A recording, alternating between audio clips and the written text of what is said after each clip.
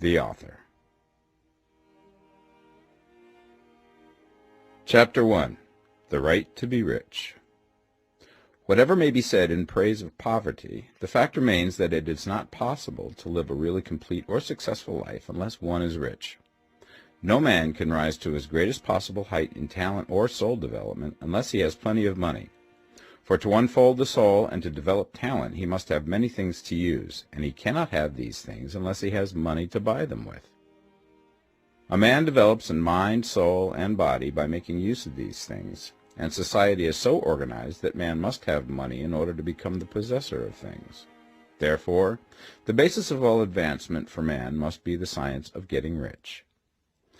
The object of all life is development, and everything that lives has an inalienable right to all the development it is capable of attaining. Man's right to life means his right to have the free and unrestricted use of all things which may be necessary to his fullest mental, spiritual, and physical unfoldment, or, in other words, his right to be rich. I shall not speak of riches in a figurative way.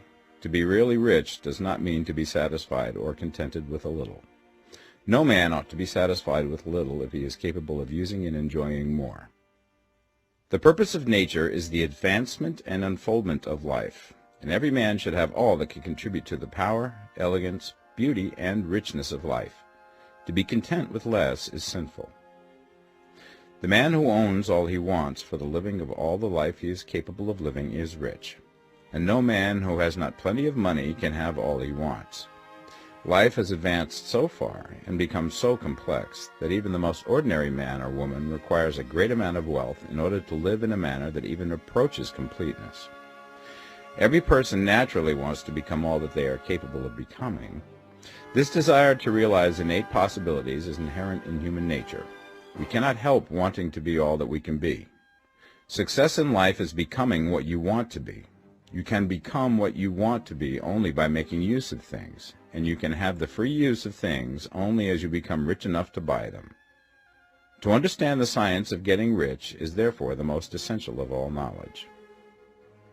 There is nothing wrong in wanting to get rich. The desire for riches is really the desire for a richer, fuller, and more abundant life, and that desire is praiseworthy. The man who does not desire to live more abundantly is abnormal, and so the man who does not desire to have money enough to buy all he wants is abnormal. There are three motives for which we live. We live for the body, we live for the mind, we live for the soul. No one of these is better or holier than the other. All are alike desirable, and no one of the three, body, mind, or soul, can live fully if either of the others is cut short of full life and expression.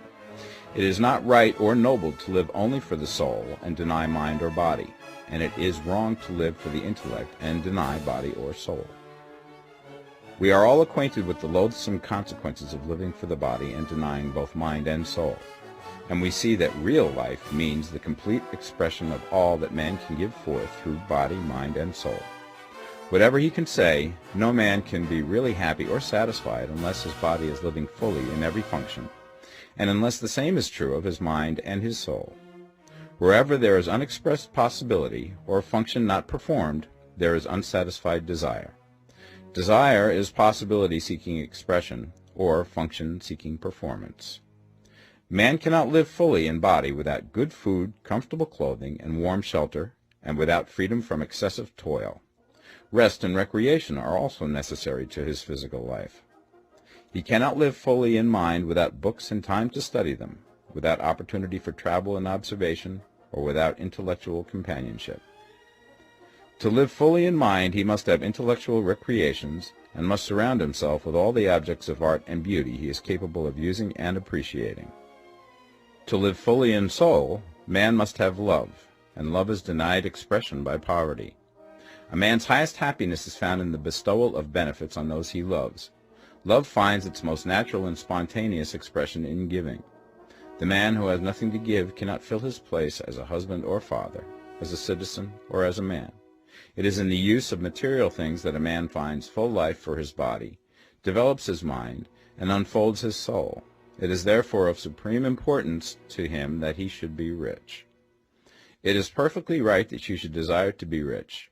If you are a normal man or woman, you cannot help doing so. It is perfectly right that you should give your best attention to the science of getting rich, for it is the noblest and most necessary of all studies.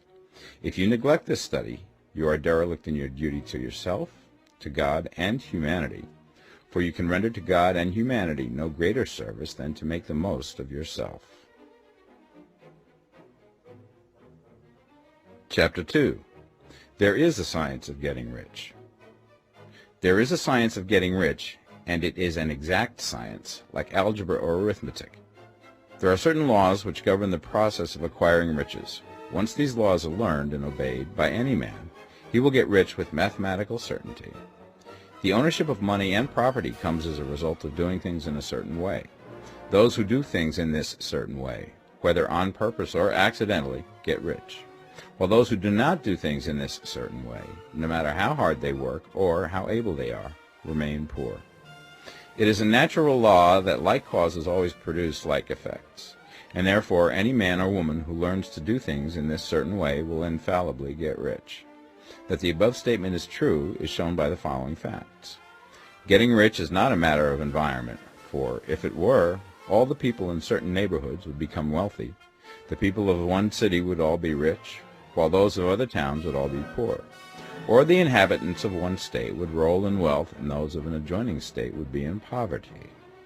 But everywhere we see rich and poor living side by side, in the same environment, and often engaged in the same vocations.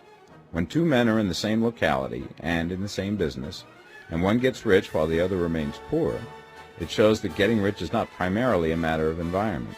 Some environments may be more favorable than others, but when two men in the same business are in the same neighborhood, and one gets rich while the other fails, it indicates that getting rich is the result of doing things in a certain way.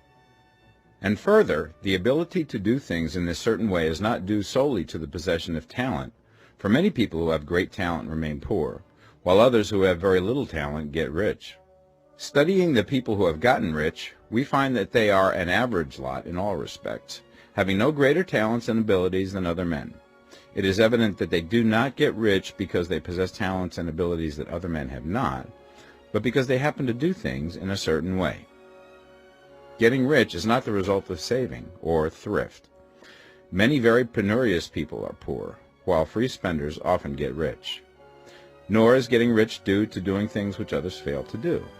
For two men in the same business often do almost exactly the same things, and one gets rich while the other remains poor or becomes bankrupt.